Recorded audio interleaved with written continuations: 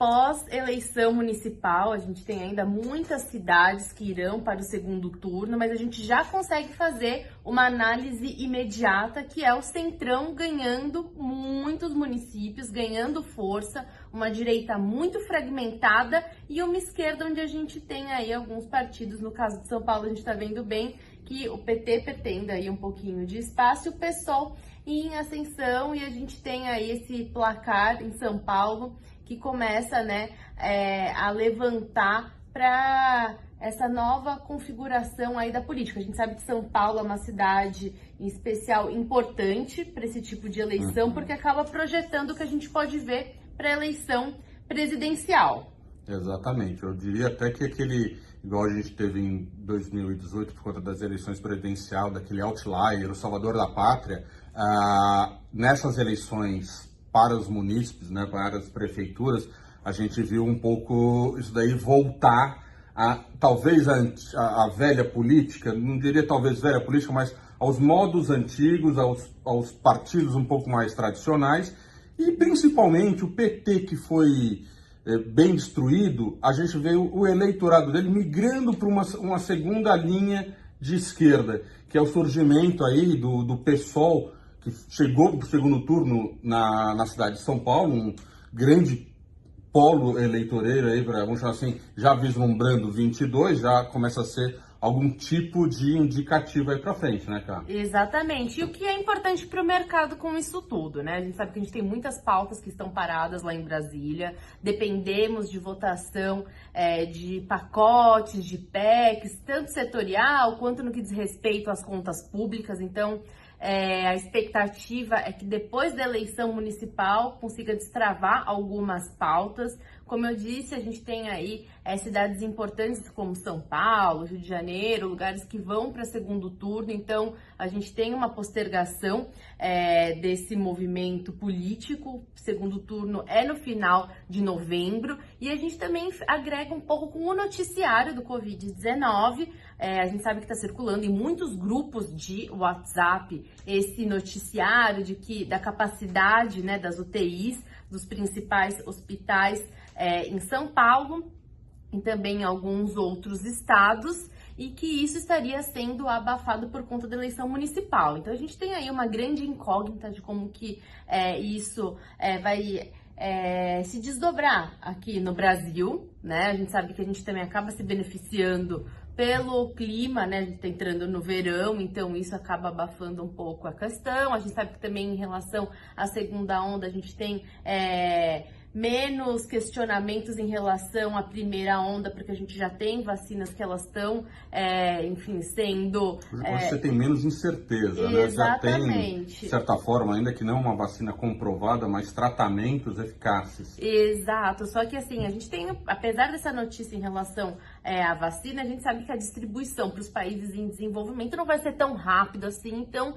isso tende ainda a assombrar o mercado financeiro, só que é difícil a gente entender como que vai ser o time aqui no Brasil, porque a gente tem essa questão política no meio, e a gente também tem a questão do Ministério da Saúde, que não está divulgando estatística, então a gente tem algumas incógnitas aí, e isso de repente pode chacoalhar o mercado financeiro no Brasil, por isso que a gente tem que ter um pouquinho de cautela. E quando a gente fala das pautas em Brasília, eu também gosto de colocar um outro componente que não é só a questão da eleição municipal. A gente tem também a eleição para a presidência da Câmara e do Senado, essa sim que vinha preocupando a gente comentou também, inclusive, ao longo do segundo semestre, que esse jogo político dentro do Centrão, até mesmo para aprovação de um presidente da CMO, que é a Comissão Mista de Orçamento, que é quem decide aí mais ou menos as contas públicas, tem uma briga do Centrão para quem iria assumir essa presidência, e também tem um racha muito forte para essa eleição em fevereiro de 2021.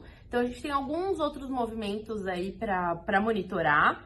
A gente tem um otimismo externo por conta das vacinas, por conta da eleição do Biden, se bem que a gente tem que prestar atenção porque no final de semana a vice do Biden, a Kamala, ela comentou novamente a respeito de tributação, e isso acaba desagradando o mercado lá fora.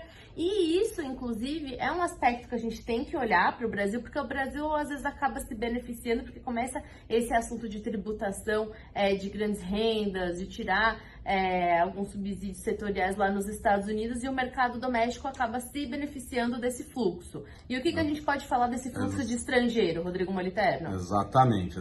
Então, a gente já tem aí esse cenário com as preocupações externas, caso do Covid, a gente tem aí a onda de otimismo por conta de dados na Ásia, a gente tem aí em relação a um mega pacote econômico, acordo comercial na Ásia, vamos falar assim, a equipe dos Estados Unidos lá do novo presidente do Biden sendo montada. Então isso daí tudo, de certa forma, eu vejo como positivo para nós.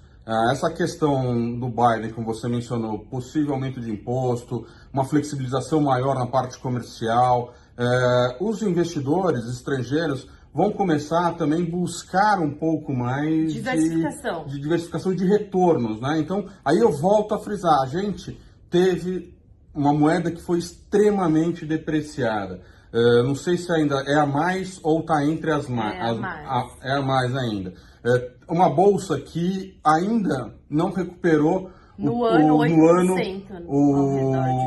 o pré-Covid, enquanto a gente já viu aí Estados Unidos batendo no S&P all-time high. Então, isso daí, de certa forma, acaba abrindo uma janela para que o investidor estrangeiro volte aqui para o Brasil. Frisando que a gente tem, como você mesmo mencionou, as nossas questões fiscais e políticas muito aí preocupantes aí para frente. Mas talvez no curto prazo, vamos chamar assim, até o final do ano, a gente possa ver um influxo desse estrangeiro justamente para se aproveitar desse leque aí que se deixou no mercado. Então, uma moeda extremamente depreciada, uma bolsa ainda a níveis aquém do pré-Covid. Então, teoricamente, a gente ainda teria um espaço de recuperação. Junto a isso, com uma conjuntura positiva no cenário internacional, vamos chamar assim, por conta de Ásia, como a gente comentou, tudo mais, alguns setores nossos aqui bastante depreciados ainda, a gente continua vendo esse influxo, essa entrada de recurso estrangeiro. A gente já fechou aí o mês de outubro com uma leve entrada estrangeira, em torno de 2 bi e pouco. Novembro está sendo muito positivo, já estamos com acima de 10 bilhões de entrada de estrangeiros, e todavia a gente continua com setores ainda depreciados. Exato. Quando a gente fala, o setor financeiro continua aí, enquanto a nossa bolsa ainda cai 8% no ano, o setor financeiro ainda cai na casa dos seus 20%, 22%. O setor de construção civil também segue essa mesma linha, ainda está 20%, 30% de queda no ano. Então você tem aí ainda oportunidades. Por isso que eu acredito que talvez os últimos, vamos chamar assim, um mês e meio, a gente veja com um fluxo positivo de estrangeiro se aproveitando desse movimento. Exato. Mas lembrando, para o investidor local, de longo prazo, a questão Covid ainda é muito preocupante e vale a pena olhar dentro do portfólio e fazer algum tipo de proteção. Não que seja 100% de proteção, regra de 100%, mas talvez 30% de proteção dentro da sua carteira, porque, como a Camila mesmo falou, esse ponto Covid, passando ainda as eleições, vai voltar e vai voltar com uma certa preocupação também. A gente não sabe como que esse assunto vai acabar assolando o mercado, porque a gente não tem estatística, a gente tem esse problema com o Ministério da Saúde, a gente tem esses boletins que estão correndo por esses grupos de WhatsApp, a gente tem que ver como que essa informação vai ser trabalhada pelo governo após a eleição municipal. A gente sabe que tem essa tendência de se segurar um pouco esse noticiário, ainda mais agora no segundo turno, muito acirrado, com cidades muito importantes ainda para terem a prefeitura definida. Isso tende a ser segurado, a gente tem que ver como que vai ser trabalhada essa informação, e isso sim pode trazer alguma volatilidade. Quando a gente fala do cenário externo, a gente tem esse cenário externo mais positivo, só que a gente também tem que ficar de olho porque a gente está num mundo sem taxa de juros, né? Então, o que a gente já tinha taxa de juros internacional muito baixa pré-Covid. Agora, após essa crise econômica instalada por essa crise de saúde, a gente tem aí, inclusive, países com taxa de juros negativa e tem, então, esse fomento no mercado de renda variável. Essa sempre, parece que o investidor ele se agarra sempre numa notícia positiva, porque, enfim, a gente tem essa busca por retornos maiores, porque sim, está difícil de encontrar a rentabilidade. Então a gente tem que saber trabalhar muito bem as informações, porque tem bastante liquidez na economia por conta, né, dos bancos centrais e por conta, enfim,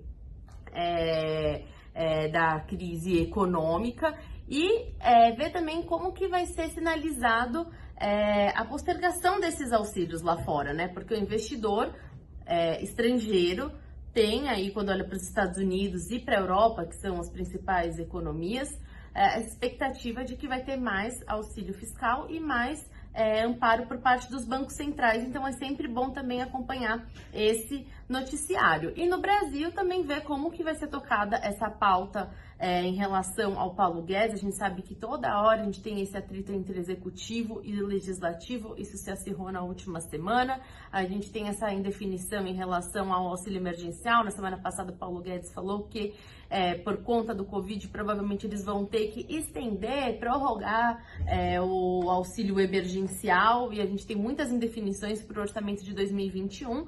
Então a pauta no Brasil, ela está em aberta, pode gerar volatilidade. A gente tem que acompanhar esse cenário com muita atenção. E só para lembrar que o nosso vídeo aqui, ele não é uma recomendação nossa de tomada de decisão, reflete apenas aí a nossa avaliação acerca do cenário micro e macro. Tenham uma boa semana. Bom dia a todos.